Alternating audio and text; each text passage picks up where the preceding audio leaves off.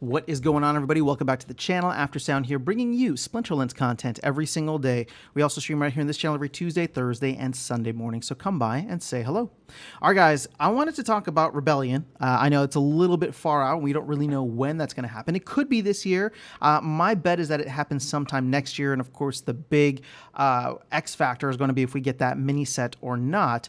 But as we look forward, you know, something in the town square yesterday that Aggie said, and I cannot remember what it was. I know I mentioned this on the town hall as well. I don't remember exactly what he said, but it got me thinking down this train of thought, which was, when Rebellion does come out, is it going to be something where people look at it and want to buy the packs versus going in and buying Chaos Legion? And what I mean by that is, right now you can buy Chaos Legion packs on the secondary market for $1.29. Right? Whereas when Rebellion comes out, my guess is that we're not going to see less than 15 million packs minted, and we're not going to see less than $4 per pack. Right? I don't think they're going to go backwards. If anything, it might go up. They might require vouchers, whatever the case is. Maybe it'll be like something higher that requires vouchers also. But as we look for that, like, sure, regular players, people who've been around, will go in and buy Rebellion. But we know that player base is here and passionate, but not significantly large to eat through 15 million packs. I mean, you can see that clearly with what's happening with Rift Watchers and what we saw with Chaos Legion. So it comes on the new players, right? The packs that are supposed to be there in the store are supposed to be for new players. It's supposed to entice them.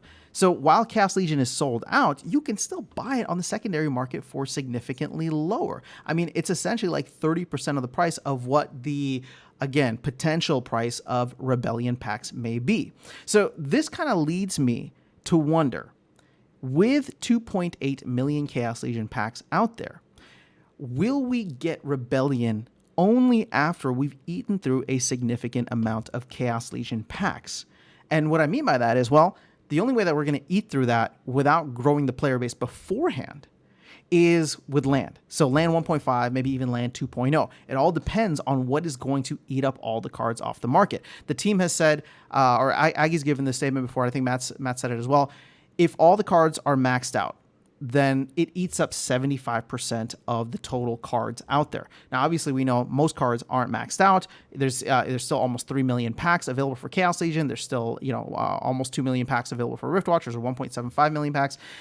So the cards aren't even out in the ecosystem yet, which means land would need to eat this. So one of the things that I was kind of toying with, the idea was, well, maybe what if we don't get Rebellion until we eat through all of these? Because if you're a new player coming into the game and you see that there's Rebellion packs in the store, but you can also get Chaos Legion packs, and Chaos Legion packs or Chaos Legion cards are relatively powerful. They're the most dominant cards in the game. Sorry, not dominant, but they're the most prevalent cards in the game right now. So if you get Chaos Legion cards and you get a max deck for whatever league you're in, you're going to be somewhat competitive because most other people all have the same cards.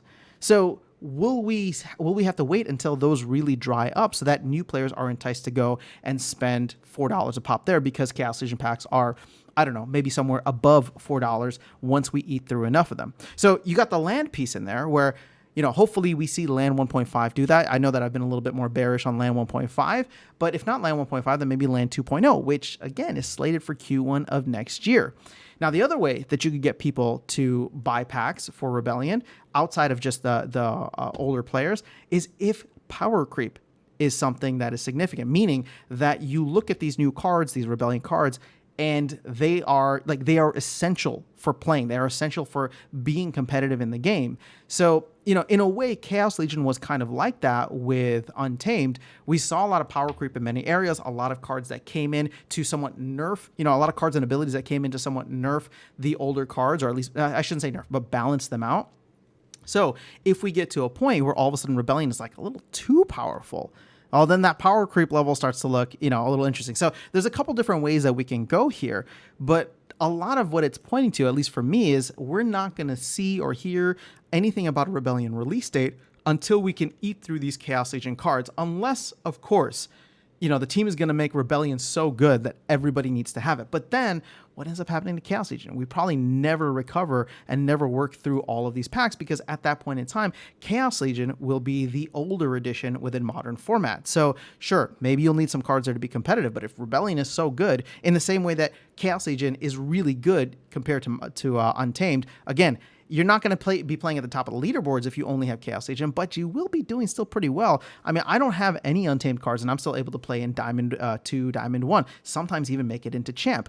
So, you know, at the end of the day, it's all going to depend on all these different factors, but that's kind of where my head is at. I don't think that we'll see it, but if we do see it before we can eat through all these Chaos Agent cards, it's going to be because those cards are probably super, super essential to have. And maybe, you know, I think the team is probably working on some really cool stuff in order to make Rebellion even better. We heard there's going to be some new game mechanics, new things that they wanted to do. Matt even teased some, like, you know, 7th man rule sets or things like that, which could be a lot of fun and make Rebellion desirable, whether you're new or old. But at the end of the day, I'm still looking at the Chaos Agent packs as a barometer for when we can expect some kind of decision on when Rebellion will come out. Keep in mind, we're also still in a quote-unquote bear market. Maybe we're at the start of a bull. Who knows? I personally am excited for next year and the Bitcoin halving happening within the first half of the year. So that could play into it as well, especially if the hype cycle starts early in this kind of Bitcoin halving cycle. But we're getting outside the scope of the video. So I just want to share that with you, get your thoughts on it. When do you think we will or we should expect Rebellion to drop? If you have a time frame in mind, or if you agree or disagree with the reasons that I've listed here, please let me know. We'll continue the conversation in the comments below. But that is all I have for you guys in this video. I'll catch you all in the next one and see you around the game. Take care.